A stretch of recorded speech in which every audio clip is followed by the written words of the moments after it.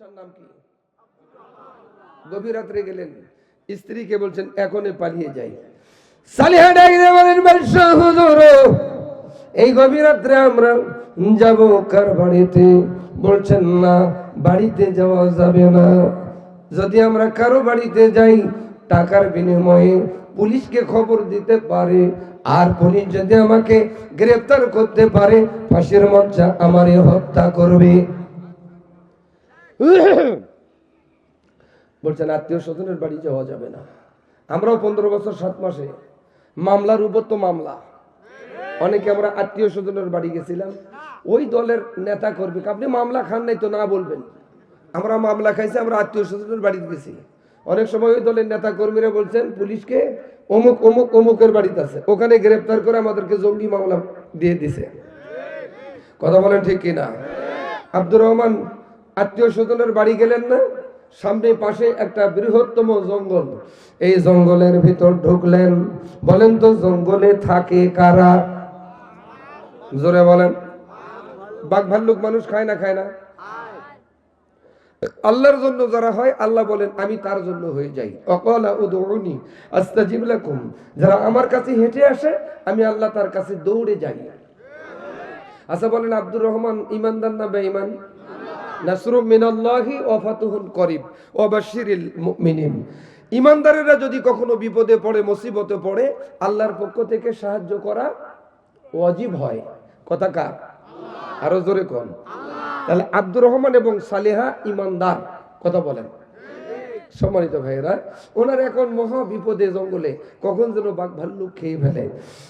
তাহাজ্জুদের অর্থ হলো ছেলেগুলো ঘুমন্ত অবস্থায় ছেলেগুলোকে পাতার উপর ঘুমাই দিল। আল্লাহর গোলামেরা তায়াম্মুম করেন, স্বামী স্ত্রী দুইজন নামাজে দাঁড়িয়ে গেল। নামাজ শেষ করে সালাম ফিরে নামাজ শেষ হয়ে গেল, মুনাজাত করে আল্লাহর কাছে দোয়া করে, আল্লাহ ও আল্লাহ,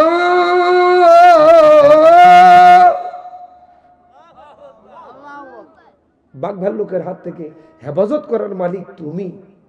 আল্লাহ, আমার সন্তান, আমার স্ত্রী এবং আমাকে বাঘ ভাল্লুকের হাত থেকে তুমি হেফাজত করো। বলেন, হেফাজতের মালিক, হায়াতের মালিক, মৌতের মালিক, ইজ্জতের মালিক, সম্মানের মালিক আল্লাহ। সকাল হয়ে গেল, বাঘ খেতে আসলো না, ভাল্লুকও খেতে আসলো না। ছেলেগুলো ঘুম থেকে উঠে মা জনম দুঃখিনী রে ডাক দিয়ে বলেন, মা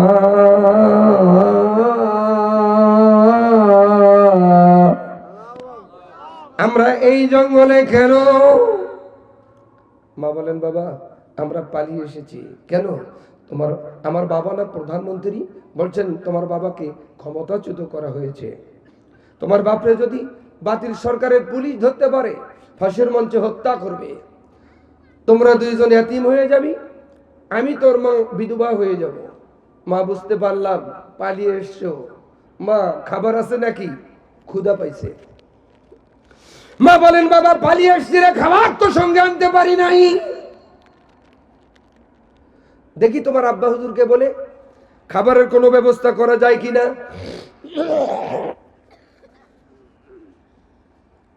আব্দুর রহমানের স্ত্রী সালেহা আব্দুর রহমানকে ডাক দিয়ে বলেন, বাদশা হুজুর, আমরা ছোট নয় বড় মানুষ দুইজন, 2-1 দিন না খেয়ে থাকতে পারি, কিন্তু ছোট মানুষগুলো তো না খেয়ে থাকতে পারে না। তাদের খাবারের কোনো ব্যবস্থা করা যায়? বলতেছেন, সালেহা তুমি তো জানো আমার কাছে কোনো টাকা নাই, সদ্য ক্ষমতাচ্যুত প্রেসিডেন্ট, তার কাছে কোনো টাকা নাই। আর আমাদের পালিয়ে যাওয়ার প্রধানমন্ত্রীর পিয়নের 4,500 কোটি টাকা। তাহলে ওনার পিয়নের যদি 4,500 কোটি টাকা হয়, তাহলে ওনার কত কোটি টাকা? হিসাব ছাড়া পালাই গেছে, হিসাব দিতে হবে। বাংলাদেশের মানুষ কড়াই কোনটাই হিসাব নিবে ইনশাআল্লাহ। জোর দিতে পারতেছি না, গলা কিন্তু ধরে ফেলতেছে, এটা বুঝতে পারতেছেন। এই কথার মতন গল্পের মতোই আলোচনাটা আমাকে শেষ করতে হবে, কারণ আমি যে সুর সঙ্গীত দিব পারতেছি না। যখন দিতে যাচ্ছি দেখেন গলা ঘাড়া, আমার গলা কিন্তু বসাও নয়, ঘ্যাড় ঘাড়াও নয়। দেখেন আমি কি বুঝাইতে পারতেছি আপনাদের? বুঝেন, এখানে বাইরে যতটা সুন্দর হচ্ছে এখানে বললে তার চেয়ে আরো খালি ঘাড় ঘাড় ঘাড় ঘাড় ঘাড় ঘাড় ঘাড় ঘাড় করছে, কথা কয় না। এটা বুঝতে হবে সম্মানিত ভাইয়েরা। এবার আব্দুর রহমান বলতেছেন আমার কাছে কোনো টাকা। সালেহা বলেন বাচ্চা হুজুর আমি জানি আপনার হাতে একটা হীরার আংটি আছে, বাজারে বিক্রি করে দেন, চাল ডাল ক্রয় করে নিয়ে আসেন। বলছেন আংটি বিক্রি করতে যদি যাই, বাজার করার জন্য যাই, বাজারে পুলিশ থাকতে পারে, পুলিশ আমারে যদি ধরতে পারে ফাঁসির মঞ্চে হত্যা করবে, তুমি বিধবা হয়ে যাবে, আমার সন্তান দুটো এতিম হয়ে যাবে, তুমি কি তা চাও? সালিহা বলেন না, চাই না গো, কিন্তু কপালে যদি আমার তাই থাকে তাই হবে। আল্লাহর হাওলায় সালিহা পাঠাই দিলেন, ইতিমধ্যে বাজার করার জন্য গেলেন। সুবহানাল্লাহ বলবেন না? দীর্ঘক্ষণ হয়ে গেল, দীর্ঘক্ষণ হয়ে গেল, বাজার থেকে আসে না। ছেলেগুলো মাকে ডাক দিয়ে বলতেছেন, মা আব্বু এখনো আসে না, তৃষ্ণা লেগেছে মা, পানি খাবো। সন্তান যখন মায়ের কাছে কিছু চায়, মা দিতে না পারলে গলা কাটা মুরগির মতন ছটপট ছটপট করে। মা বলেন বাবা রে, এই জঙ্গলে পানি পাবো কেমন রে?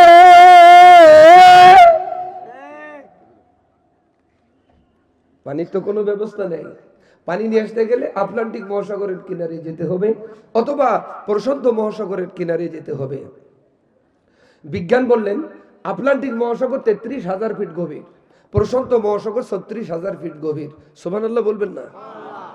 এখন ছেলে দুটো যদি পানি নিয়ে আসার জন্য, পানি খাওয়ানোর জন্য আটলান্টিক মহাসাগরের কিনার পর্যন্ত যায়, বাজার করার জন্য আব্দুর রহমান গেছেন, যেখানে স্ত্রী সন্তানকে রেখে গেছেন, এখানে এসে যদি দেখতে না পাই, আব্দুর রহমান নিশ্চিত মনে করবে বাগে খেয়ে ফেলছে।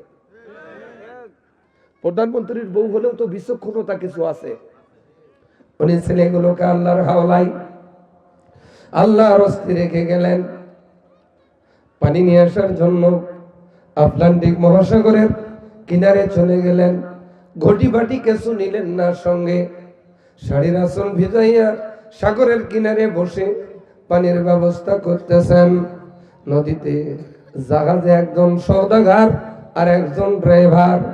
দূরবীন দিয়ে দেখতে পাই এত সুন্দরী নারী তার জীবনে, তার লাইফে কোনোদিন দেখি নাই। সওদাগর ড্রাইভারকে বলতেছেন, ড্রাইভার রে আর দেরি করো না, জলদি কিনারে ফেরাও, ওই মহিলাটা আবার দরকার। বলেন তো তার চরিত্র ভালো? হ্যাঁ, মহিলা শাড়ির আসল ভিজাইয়া পানির ব্যবস্থা করে সন্তানদের জন্য নিয়ে জঙ্গলের দিকে রওনা করেছে। ইন দি মিন টাইমে ওই লম্পট সওদাগর আর ড্রাইভার মহিলার পিছে পিছে ধাওয়া করছে। সবে মাত্র সন্তানদের কাছে যে এরকম সিবাই পানি মুখে দিবে, ওই যুবক গিয়ে একেবারে জড়িয়ে ধরেছে। জড়িয়ে ধরাই সালিহা কেঁদে কেঁদে বলেন, ভাই রে তোর কি মা নাই রে, তোর কি বোন নাই? বলেন মা বোনের দোহাই দিয়ে লাভ হবে না, আমি যা চাই তা দিবা কি না? মহিলা বলছেন কোশ্চিন কালেও না। বাড়ি যা সুবহানাল্লাহ কোন? এ কথা বলাই ছেলেগুলো দৌড়ে এসে লম্পটের দুই পায়ে দুইজন জড়িয়ে ধরেছে বুকের সাথে। চাচা মারে ছেড়ে দেন, ও চাচা, এমন কথা বলাই ছেলেগুলোকে লাথি মেরে সিঁড়ি ছটকাই ফেলাই দিলেন। জোর করে গাড়ি উঠালেন, টলার পর্যন্ত নিয়ে গেলেন। টলারে নিয়ে যাবার পর হাজারো চেষ্টা করতেছেন। মহিলা আল্লাহরে ডাক দিয়ে বলেন, আল্লাহ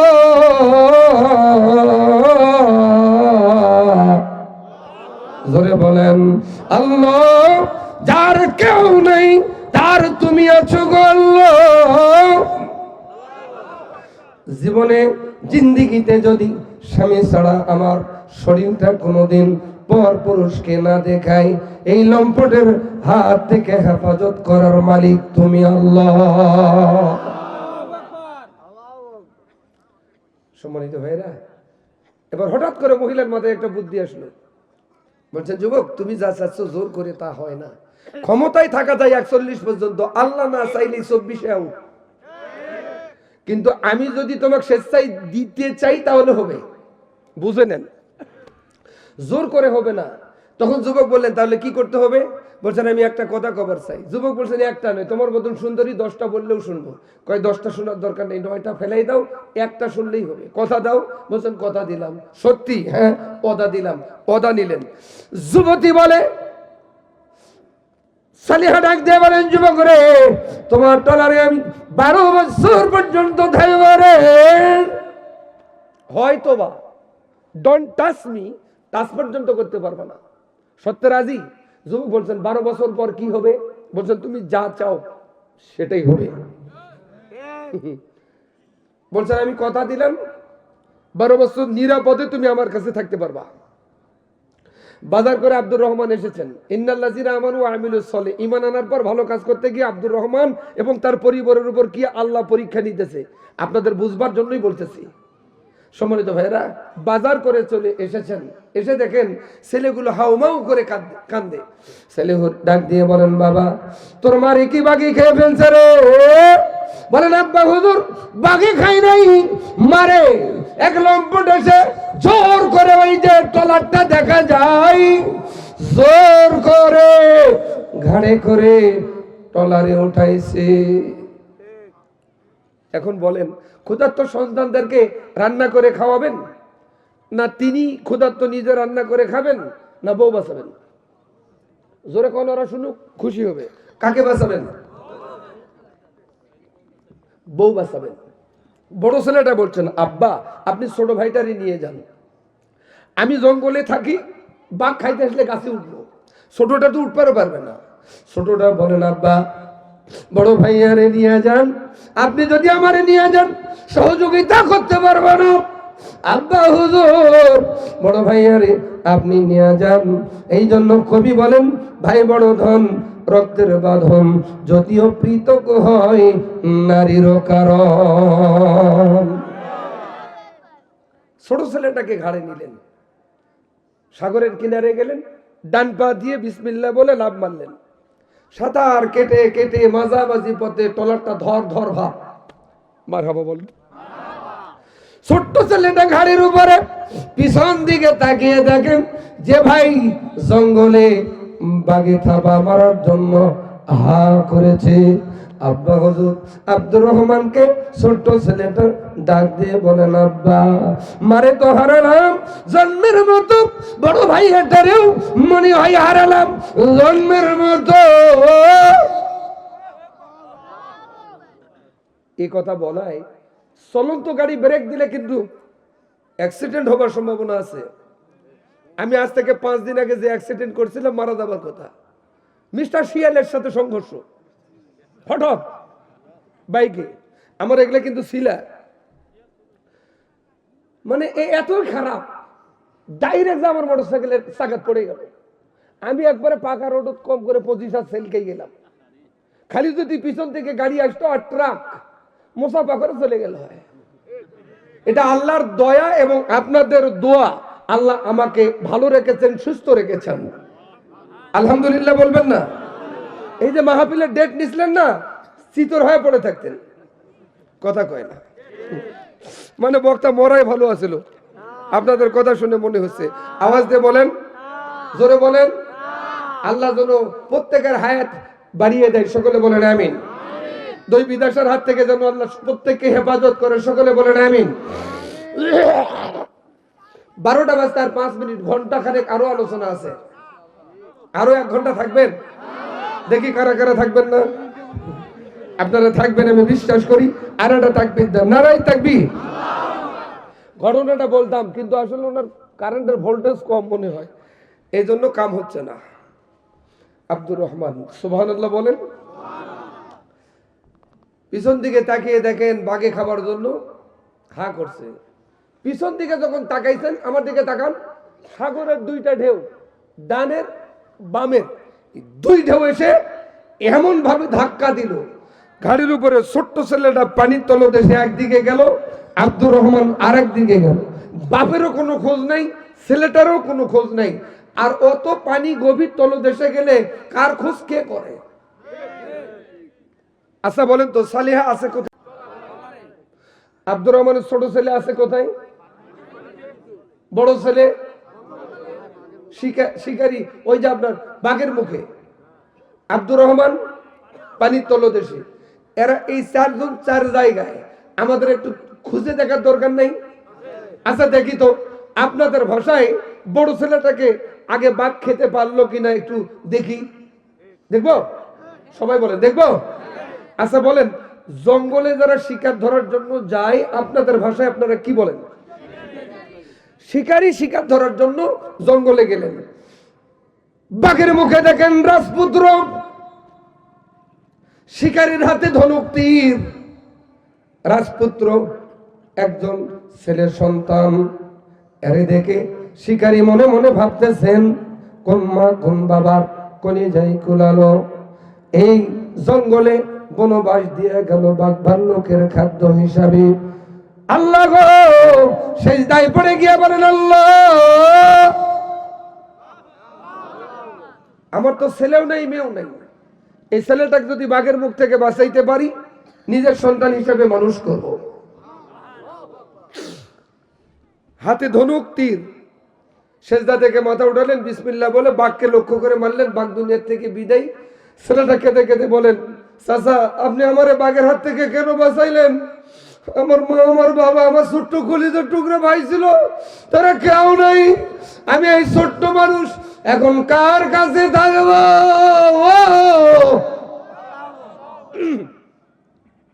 বলছেন বাবা তোর মুখ থেকে জানলাম, তোর মুখ থেকে শুনলাম, তোর মা তোর বাবা তোর ভাই আছে, যতদিনে না পাইছি ততদিন পর্যন্ত তুই আমার বাড়ি থাকবি। আজ থেকে তোর বাবা আমি, আমার স্ত্রী হবে তোর মা। তাহলে বড় ছেলেটাও এখন হেফাজত, ছোট ছেলেটা গেল কোন জায়গায়? আচ্ছা বলেন, খাল বিল নদী নালা পুকুর পুষ্কুনিতে মাছ ধরে কারা? জেলে বউরে বলে প্রতিদিন মাছ পাই বাজারে বিক্রি করি, আজ যা পাবো বিক্রি করব না। বলেন তো নিয়ত তার ভালো না খারাপ? দোয়া নিয়ে চলে আসছেন, মাঝে মাঝে বইয়ের দোয়া নিবেন। ট্রলারে উঠেছেন, সাগরে জাল মারছেন, জালটা হলো এরকম পেঁচাই পেঁচাই হাতের কনু নিয়ে এরকম করে গোল হয় পাক মারলে। কি জাল? আমরা বলি তৌড়া জাল, আপনারা বলেন পাক জাল, কুড়িগ্রাম বলে খেপলা জাল, মানে খেপাত করে পড়ে খেপলা জাল। বিসমিল্লাহ বলে জালের রশি ধরে টানে, গোটা জাল উঠাই, একটা মাছও নাই। ওই জালের ঘায়ের ভিতরে 5 বছরের শিশু সন্তানটা ঢুকে গেছে। সুবহানাল্লাহ, বাড়ি যায় এখন।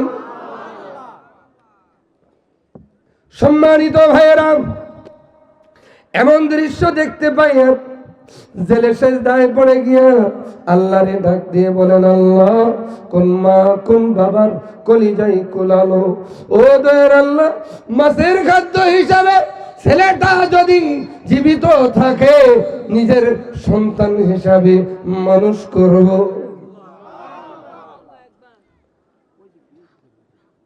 এবার দেখেন ভাই, তার আছে একটা মানুষ মরলো না বাঁচলো দেখতে গেলেও বিজ্ঞান বললেন, সায়েন্স বললেন নারী ধরে দেখো, নারী ধরে দেখে ছেলেটা এখনো মরে নাই। একটু আওয়াজ দিয়ে বলেন সুবহানাল্লাহ, আরো জোরে। নারী ধরে দেখে এখনো মরে। সেজদায় পড়ে গিয়া ছেলে আল্লাহর ডাক দিয়ে বলেন, আল্লাহ ছেলেটাকে যদি বাঁচাইতে পারি নিজের সন্তান হিসাবে মানুষ করব গো আল্লাহ। ডাক্তারের শরণাপন্ন হলো, ট্রিটমেন্ট করাই, ছেলেটা সুস্থতা লাভ করতে আরম্ভ করলো। জ্ঞান ফিরে পেয়ে ছেলেটা মা আব্বা ভাইয়া বলে ডাকতে আরম্ভ করলো, পাগলের মতন হয়ে গেল। ছেলে বলেন, বাবা রে তোর মুখ থেকে জানলাম তোর কাছ থেকে জানলাম তোর মা, তোর বাবা, তোর ভাই আছে, যতদিনে না পাইছি রে ততদিন পর্যন্ত তুই আমার বাড়ি থাকবি। আজ থেকে তোর বাবা আমি, আমার স্ত্রী হবে তোর মা। ছোট ছেলেটাও হেফাজত। আব্দুর রহমান গেল কোথায়? মিশরের নদী সীমান্তবর্তী মিশর পার হয়ে ফিলিপাইনের সীমান্তবর্তী সাগরের নিকটে গেল। বাড়ি যায় এখন। বউ শুদ্ধ বললে ডবল আওয়াজ হবে, সেই আওয়াজটা দেন দিন। মানে ট্রেনিং চলতেছে, বলেন জোরে সুবহানাল্লাহ। সম্মানিত ভাইয়েরা, কোন দেশের নিকটে? আল্লাহর কি লীলা, এক সপ্তাহ আগে ওই দেশের সরকার মারা গেছে। যে দেশে সরকার থাকে না ওই দেশে তত্ত্বাবধায়ক সরকার আসে। আমার দেশের সরকার তো মরে নাই, পালিয়ে গেছে। কথা মনে হয় বুঝেন নাই? কি হয়েছে? পালিয়ে গেছে। আচ্ছা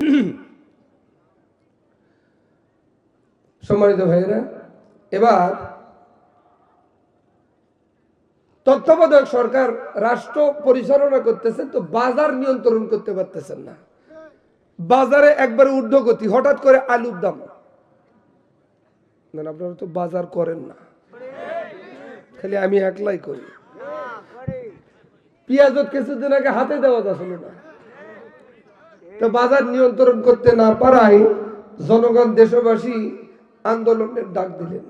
এক দফায় এক দাবি, তত্ত্বাবধায়ক সরকার ক্ষমতা কবে ছাড়বি? আমরা দেশের সবাই প্রধানমন্ত্রী হবার চাই। তত্ত্বাবধায়ক সরকারের প্রধান উপদেষ্টা চিন্তা করলো, আমি র্যাব, পুলিশ, বিজেপি, প্রশাসন নিয়েও রাষ্ট্র নিয়ন্ত্রণ করবার পারতেছি না।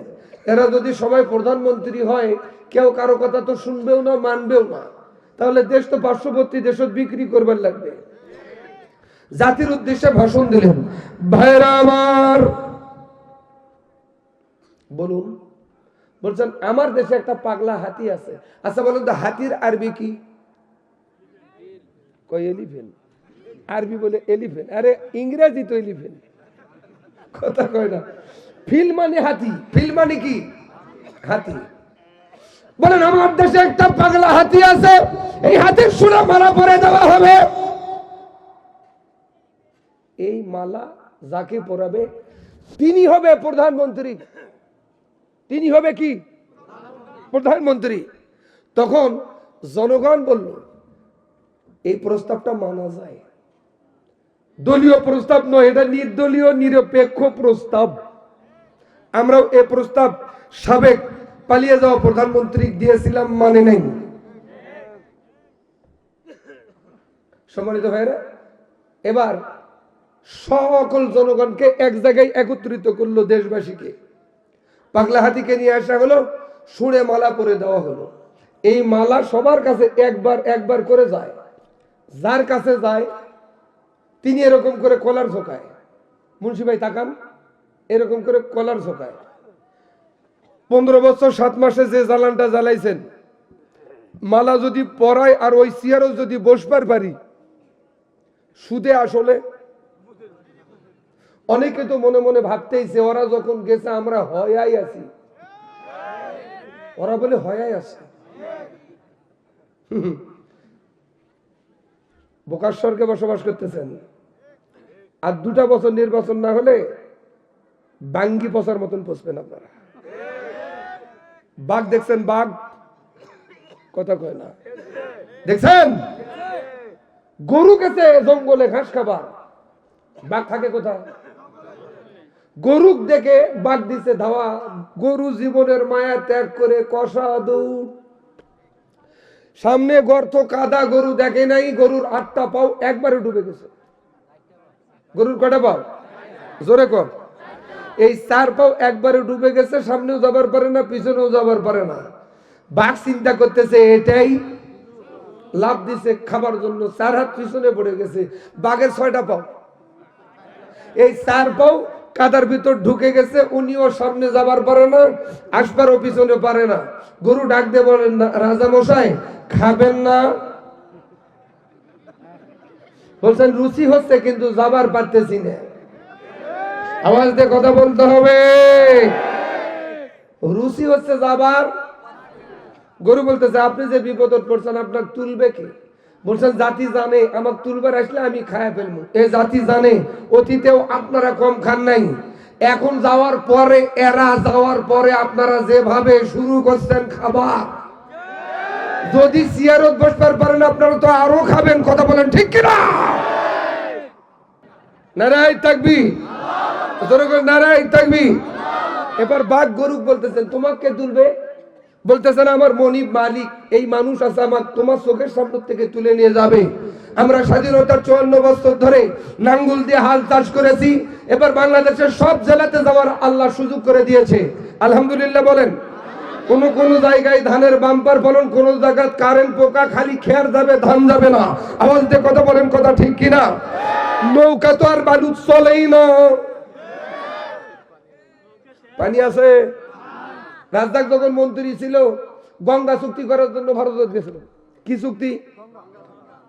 সাংবাদিকেরা জিজ্ঞাসা করলো বাংলাদেশে আসে স্যার পানি কই? বলছেন পানি যা দিছিল বালু চুষে খাইছে। মানে ওরা গঙ্গা চুক্তি করবার যায় নাই, ওরা গেছিল সঙ্গার চুক্তি করবার। কথা বলেন আওয়াজ দিয়ে কথা ঠিক কিনা? কি চুক্তি? সঙ্গার চুক্তি। আব্দুর রহমান কোথায় গেছেন?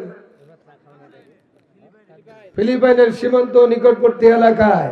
কিন্তু আল্লাহর কি লীলা, ওই দেশের সরকার 1 সপ্তাহ আগে মারা গেছে। জনগণ একেবারে আন্দোলনের তুঙ্গে আন্দোলন শুরু করে দিয়েছে। তত্ত্বাবধায়ক সরকার বলে দিলেন পাগলা হাতি আছে, শুনে মালা পরে দেওয়া হবে। এ মালা যাকে পরাবে তিনি হবে প্রধানমন্ত্রী। সুবহানাল্লাহ। প্রধান সহ ওই অতগুলা জনগণের সামনে উপস্থিত, সবার কাছে যায় কিন্তু মালা কাউরে পরায় না। গন্তব্যস্থান ত্যাগ করে পাগলা হাতি রাস্তা মাপা শুরু করেছে। সেনাবাহিনীর প্রধান পিছে পিছে যাচ্ছে, কোনো বাহিনীর প্রধান নাই। সবার চোখের আড়াল হওয়ায় সেনাবাহিনীর প্রধান সামনে দাঁড়িয়ে গেছে। মনে মনে ভাবতেছে মালা আমার পরাবে, কিন্তু এ মালা তাকেও পরালো না। পাগলা হাতি সেনাবাহিনীর প্রধান দেখছেন যে আস্তে আস্তে আস্তে ওই যে ফিলিপাইনের সীমান্তবর্তী সাগরের নিকটে কিনারে গিয়ে হাঁটুয়া পরিমাণ পানিতে নেমে গেছে। সেনাবাহিনীর প্রধান চিন্তা করে নিশ্চয়ই পাগলার মাথা গরম হয়েছে রে। ঠান্ডা করার জন্য মনে হয় পানিতে নামছে, কিন্তু না, ঠান্ডা করার জন্য নামে নেই। অমাকারু অমাকার আল্লাহ, আল্লাহু খায়রুল মাকিরিন। আল্লাহর মক্কর বোঝা কঠিন। ওই যে সীমান্তে ভেসে আসা মানুষটাকে সুর দিয়ে পেশায় ধরলেন, সরের উপরে বালির উপরে নিয়ে এসে শুয়াই দিলেন, মাথাটা উঠে মালাটা পরাই দিলেন। সেনাবাহিনীর প্রধান চিন্তা করে মরা মানুষ রাষ্ট্র চালাবে কেমনে? কিন্তু তত্ত্বাবধায়ক সরকারের প্রধান উপদেষ্টা বলেছেন এ মালা যাকে পরাবে তিনি হবে প্রধানমন্ত্রী। এখন কথা অনুযায়ী সেলুট দিতে হবে। সেলুট, সালাম। একটা মানুষ মারা গেল না বেঁচে থাকলো দেখতে গেলে বিজ্ঞান বললো, সায়েন্স বললো নারী ধরে দেখো, নারী ধরে দেখে লোকটা এখনো মরে নাই। সাথে সাথে সেনাবাহিনীর হাসপাতাল। 15 বছর 7 মাস নির্বাচন বাংলাদেশের নাটক। এরশাদ যখন বেঁচে ছিল নির্বাচন দেয়, এরশাদ অসুস্থ হয়, হাসপাতালত নিয়ে যা ট্রিটমেন্ট হয়, এদিকে সুস্থ হয়, ভোট না দিয়ে নির্বাচন কয় হয় আই দিছে। এরা হজে বোঝে নেই। সেনাবাহিনীর প্রধান ট্রিটমেন্ট করায়, এবার উনি সুস্থতা লাভ করায়। সেনাবাহিনীর প্রধান বলেন স্যার আপনার পরিচয়টাকে আমরা জানতে পারি? বলছেন আপনি আমার স্যার বললেন কেন? বলছেন স্যার আপনার গলাতে যে মালা, এ মালা সাধারণ কোনো মালা নয়, এটা এ দেশের প্রধানমন্ত্রীর মালা। কেন স্যার বিশ্বাস হয় না? কেন তোমার দেশের সরকার নেই? বলছেন আমাদের দেশের সরকার 1 সপ্তাহ আগে মারা গেছে। স্যার আপনার পরিচয়টা আমরা জানতে পারি? বলছেন আমি মিশরের বাদশা আব্দুর রহমান। চটকে উঠলেন, বলছেন স্যার আপনি কোরআন সুন্নাহ অনুযায়ী রাষ্ট্র পরিচালনা করা ওই রাষ্ট্রনায়ক? বলছেন জি। স্যার ওরা কপাল পোড়া, ওরা হতভাগা, আমরা আমাদের কপালের জোরে আপনারে পাইছি। আপনি আগামীকাল থেকে চেয়ারে বসবেন, যেভাবে সমাজ রাষ্ট্র পরিচালনা করার এভাবে আপনি করবেন, যত সহযোগিতা লাগে আমি করব। বর্তমান সেনাবাহিনীর প্রধান ওয়াকারুজ্জামান ডক্টর ইউনূসকে বলতেছেন যত সহযোগিতা লাগে আমি করব। তবে বুঝেন নাই? জোরে কর। বিপদত পড়লে ইউনূস।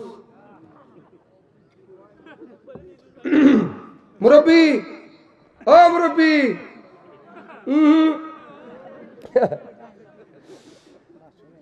সম্মানিত ভাইরা, গভীর মনোযোগ। এবার সেনাবাহিনীর প্রধান বলেন স্যার, স্যার আপনি যেভাবে সমাজ রাষ্ট্র পরিচালনা করবেন এভাবে সমাজ রাষ্ট্র পরিচালনা হবে। যত সহযোগিতার দরকার আপনাকে সহযোগিতা করা হবে। চেয়ারে বসলেন। অনেকের ধ্যান ধারণা হুজুরেরা চেয়ার পেলে কিভাবে চেয়ার পরিচালনা করবে। চেয়ারে বসে সর্বপ্রথম দুটা আইন জারি করলেন। বলবো? আগামী বছর বলি, এবছরে বলতে হবে। 1 নম্বর আইন আমার সাথে বলেন, র‍্যাব, জোরে কর, পুলিশ, বিজিবি, সেনাবাহিনী, আটলান্টিক মহাসাগর ঘেরাও করো। যারা আল্লাহর ওলি হয় এলহামের মাধ্যমে, কাশফের মাধ্যমে অগ্রিম কিছু খবর জানতে পারে। যেমন সাইদি জানতে পেরে বাংলাদেশকে নিয়ে যা ভেবে চিন্তে কথা বলছেন তাই ঘটছে, আগামী দিন তাই ঘটবে। আব্দুর রহমান জানে আমার বউ যদি বেঁচে থাকে সশরীরে, ছোট বড় পুরুষ নারী আমার সাথে সশরীরে দেখা করতে হবে। আর দেখা করতে আসলেই যদি থাকে বেঁচে তাহলে ধরা পড়ে যাবে। আর একটা আইন তৈরি করলেন সেনাবাহিনী, জি স্যার, রাষ্ট্রীয়ভাবে একটা এতিমখানা তৈরি করো। বাচ্চা জানে আমার ছেলেগুলো যদি জীবিত থাকে, কেউ যদি পেয়ে থাকে, আমার বানানা মাদ্রাসায় আমার ছেলেদেরকে ভর্তি করে দিবে। অনেকের ধ্যান ধারণা হুজুরেরা কিভাবে রাষ্ট্র পরিচালনা করবে। বোকার স্বর্গে বসবাস করতেছেন, দেখেন শুরু হয়ে গেল। জেলে আর শিকারী ছেলে দুটোকে মাদ্রাসায় ভর্তি করে দিল। একে মাদ্রাসায় লেখাপড়া করে, 2 ভাই ভাইয়ের কোনো পরিচয় নাই। আব্দুর রহমান মাঝে মাঝে ইয়াতিমদের মাথায় হাত বোলায় সওয়াবের উদ্দেশ্যে, কিন্তু আব্দুর রহমানও নিজের সন্তান চিনতে পারে। মর্মান্তিক ঘটনা। এদিকে 11 বছর 11 মাস 29 দিন, একদিন বাকি, একদিন পরে বিয়াও। কি মজায় কি তালে আছে ওই লম্পট যুবক, তিনি ভালো জানতেছে। একদিন বাকি। সেনাবাহিনীর প্রধান শেষের টলারে গিয়া বলে, জাহাজে কে রে?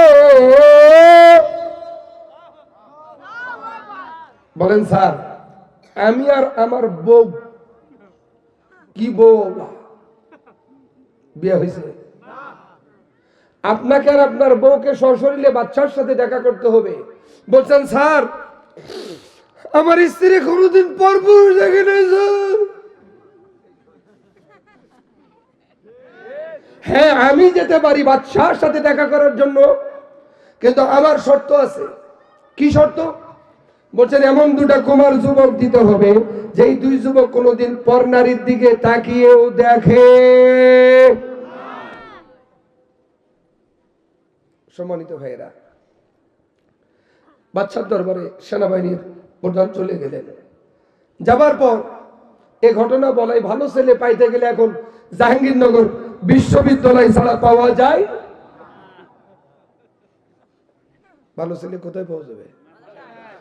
মাদ্রাসায় গিয়া উস্তাদজি রে বলেন, উস্তাদজি এমন 2টা কুমার যুবক দিতে হবে এই 2 যুবক কোনোদিন পর নারীর দিকে তাকাই নাই। বলেন স্যার আমার মাদ্রাসায় 12 বছর ধরে 5 শতাধিক ছাত্র, তার ভিতরে অন্যতম 2 জন। কয় শতাধিক? এই 2 জন ছেলে 5 ওয়াক্ত নামাজ, তাহাজ্জুদের নামাজ কোনোদিন কাজা করে নাই।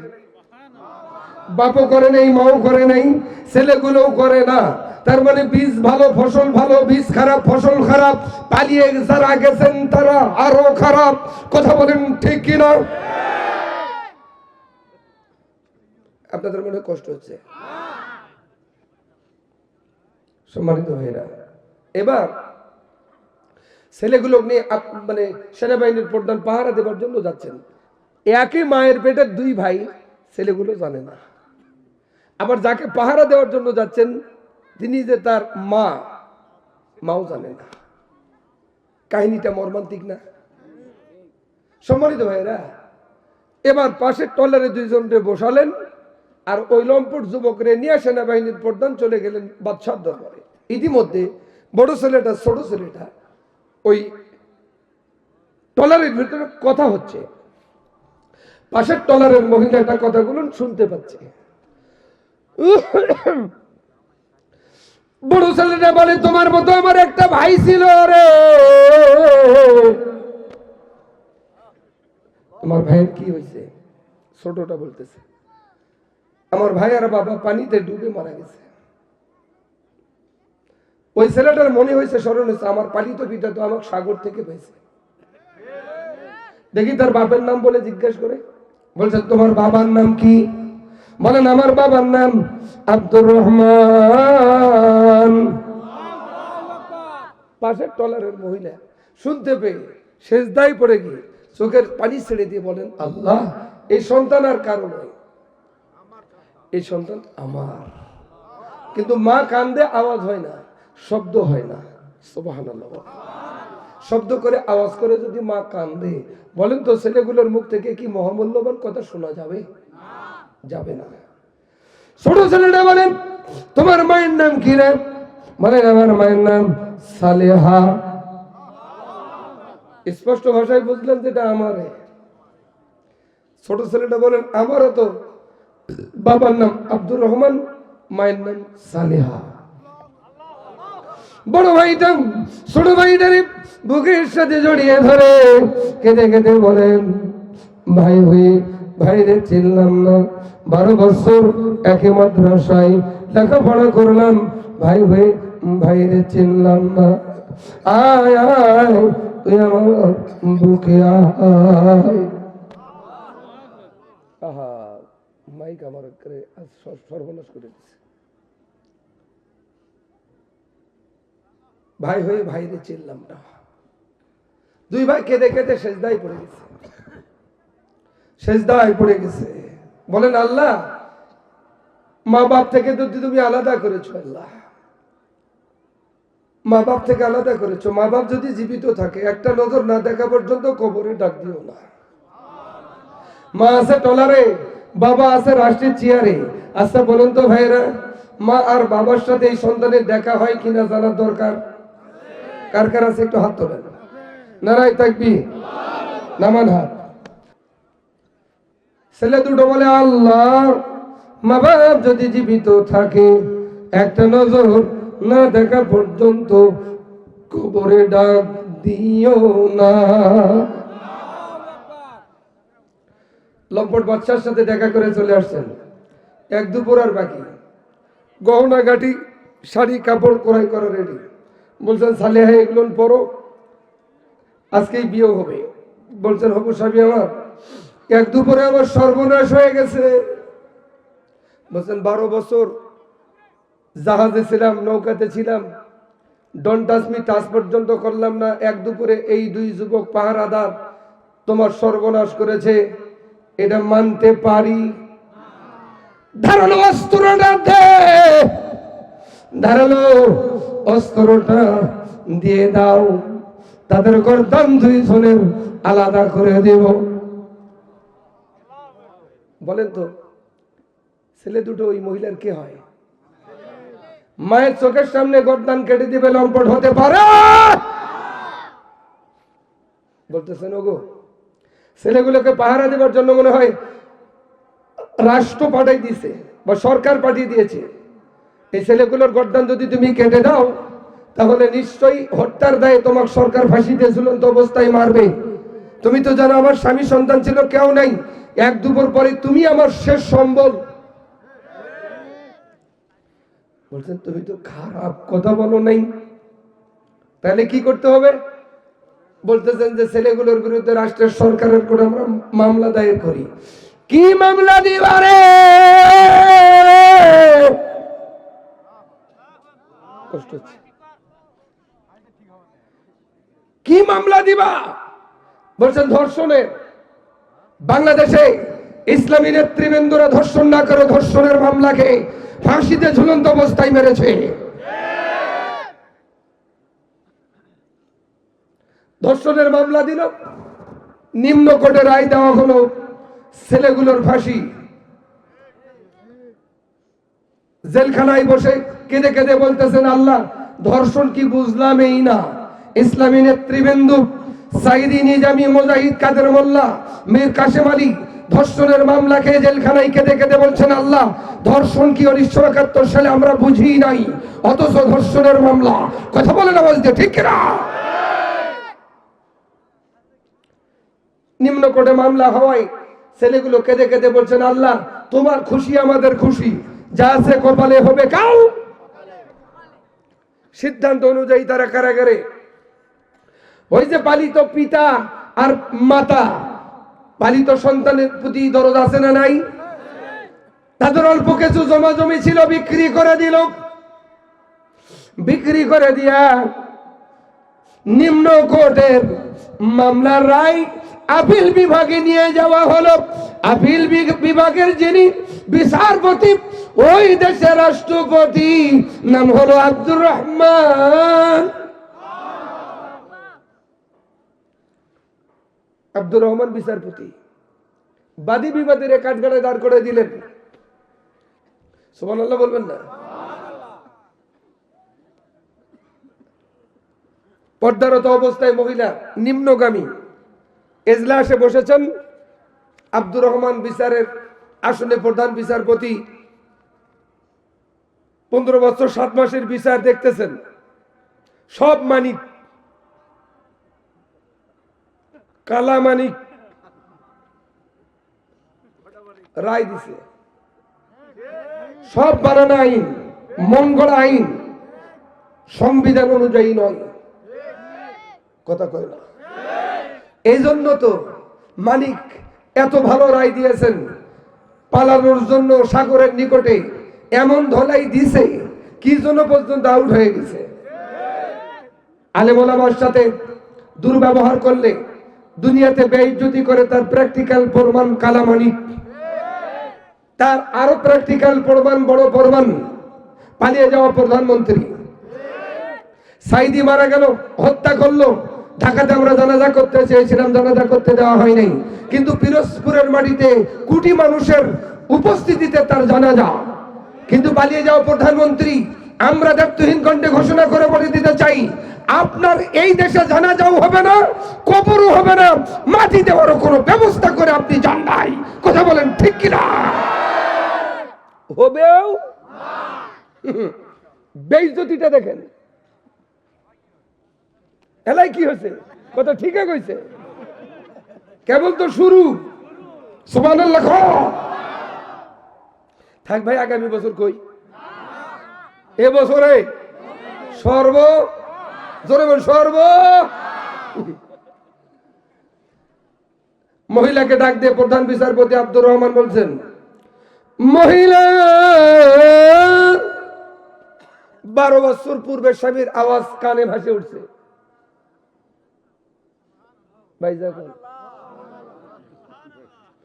নিম্নগামী কাপড় মুখ থেকে উঠে চেয়ারের দিকে তাকিয়ে দেখে এটা তো আমার আব্দুর রহমান। বলেন বাচ্চা হুজুর, 12 বছর কণ্ঠের আওয়াজ স্ত্রীর ভাসে উঠলো কানে। তাকিয়ে দেখে এটা কেউ নয়, সালিহা, যাকে 12 বছর চিরনীয় বিধান দিয়ে খুঁজেছি। সালিহা তুমি? বলছেন জি মাননীয় আদালত। আব্দুর রহমান বলছেন ছেলেগুলো কি তোমার ধর্ষণ করছে? বলছেন নিজের সন্তান কখনো মায়ের দিকে কোনো ধরে তাকাইতে পারে না, তার আমার নিজের পেটের সন্তান। মামলায় আছে। আমাদের 12 বছর পূর্বে 15 বছর পূর্বে যাদের নামে মামলা হয়েছিল এখন খালি কোর্টে উঠার সাথে বলে যা, কথা কয় না এরা, ওয়াজ বোঝেন নাই, যা বলেন, যা। মামলা আছে নাই, নিজের বিচারপতি হলে যেমন হয় তেমন মামলা খারিজ। ওই যে লম্পট, এই লম্পটদেরকে বলতে চাই, তোরা পালাবি কোথায়? ইউনিয়নে ওয়ার্ডে তোদের যে পাওয়ার আর ক্ষমতা, কি হয়েছিল ওরা? গরমত থাকা যায় না, কথা কয়। ভয় পাচ্ছেন? ভয় পাওয়ার কোনো কারণ বলতেছেন? Police, ji sir, you are under arrest, handcuff me. ধর ওদের, ধর ধর। এই পুলিশ আমাদের মঞ্চ পর্যন্ত আসতে দেয়নি, গ্রেফতার করেছে। এখন এই পুলিশ আমাদের মঞ্চে এসে পাহারা দিতেছে এবং বসে কোরআন হাদিসের তাফসীর শুনতেছে। কথা বলেন ঠিক কিনা? মনে খুব ইচ্ছা ছিল এই পার্বতীপুর আজ থেকে আমার শেষ মাহফিল, মনে খুব ইচ্ছা ছিল কয়া জামু, কিন্তু ভাই খুব কষ্ট হচ্ছে। এইদিকে তাকান, এবার রায় লিখতেছেন ফাঁসি। সালেহা বলছেন মাননীয় আদালত একেবারে ফাঁসি দিবেন না, মৃত্যু কারাদণ্ডে দণ্ডিত দেওয়ার ঘোষণা দেন। তার মানে 12 বছর টলারে ছিলাম, ডন টাচ মি, টাচ পর্যন্ত করে নাই। সালেহার কথা অনুযায়ী রায় দিলেন। আমি বলতে চাই, যারা প্রকৃত অপরাধী, যাদের মাথায় বন্দুক থেকে সাক্ষী জোগাড় করেছে, তারা প্রকৃত অপরাধী নয়, তাদেরকে বাধ্য করেছেন তারা। কথা বলেন। যারা প্রকৃত অপরাধী তাদের রায় আজ থেকেই দেওয়া হলো, আগামী পার্লামেন্ট কোরআনের এই অনুযায়ী বিচারপতি নিয়োগ হবে, রায় দেওয়া হবে। আমি যা দিচ্ছি, প্রকৃত অপরাধীদের ফাঁসি, কোনো অদল হবে না। যারা বাধ্য হয়ে সাক্ষী দিয়েছেন তাদের রায় হলো আমৃত্যু কারাদণ্ডে দণ্ডিত দেওয়ার ঘোষণা। মানে এরাও বাঁচবে না, ওরাও বাঁচবে না, বাঁচতে দেওয়া হবে না। রায় আজ থেকেই দেওয়া শুরু। ইন্নাল্লাযিনা আমানু ওয়া আমিলুস সলিহ, ঈমান আনার পর ভালো কাজ করতে গেলে পরীক্ষা আছে। আল্লাহ পাক পরীক্ষা নিতেছেন। দেখেন, তারা মনে করেছিল রাষ্ট্র থেকে আলাদা করব, সন্তান থেকে আলাদা করব, স্ত্রী থেকে আলাদা করব। আমার আল্লাহ আব্দুর রহমানকে রাষ্ট্রও দিল, স্ত্রীও দিল, সন্তানও দিল। কথা বলেন। ওরা আমাদের ব্যান্ড করতে করতে তারা নিজেরাই ব্যান্ড হয়ে গেল। আমরা অতীতেও ছিলাম, মাঝখানেও আছি, শেষ পর্যন্ত আমরাই থাকবো ইনশাআল্লাহ। আগামী দিন আমরাই নেতৃত্ব দিব। বাংলাদেশের নেতৃত্ব আর ওই সমস্ত লোকদের হাতে এই পাবলিক জনগণ 18 কোটি মানুষ দিবে না। এই মানুষ সিদ্ধান্ত নিয়েছে আগামী দিন যাদের হাতে নিরাপদ দেশ, জাতি, নারী, পুরুষ, অন্য ধর্মাবলম্বী, তাদের হাতেই আগামী রাষ্ট্র তুলে দিতে চাই। এই জন্য আমরা ঐক্যবদ্ধ হয়ে এক প্ল্যাটফর্মে এসে দলমত নির্বিশেষে, বর্ণ ধর্ম নির্বিশেষে এ কোরআনকে আগামী পার্লামেন্টে দেখতে চাই। কারা? আরেকবার 2 হাত তুলে আল্লাহকে দেখান তারা।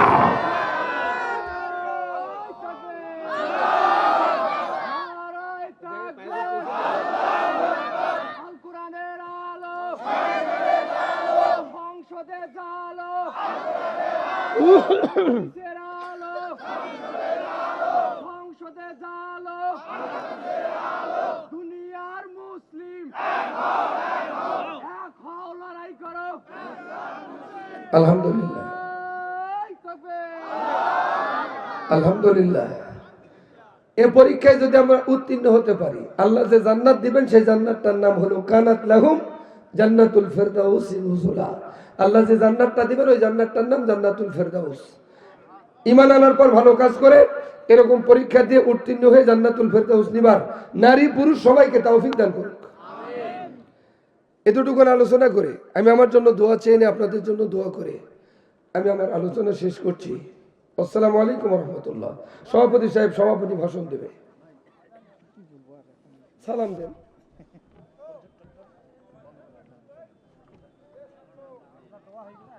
হইবে نحمده ونصلي على رسوله الكريم وعلى آله। সম্মানিত দর্শক, আসসালামু আলাইকুম। আশা করছি আপনারা ভালো আছেন। ভিডিওটা দেখে ভালো লাগলে একটা শেয়ার, একটা লাইক, একটা কমেন্ট করবেন এবং আমাদের চ্যানেলটি সাবস্ক্রাইব করে আমাদের পাশে থাকবেন। আসসালামু আলাইকুম রহমতুল্লাহি ওয়া বারাকাতুহু।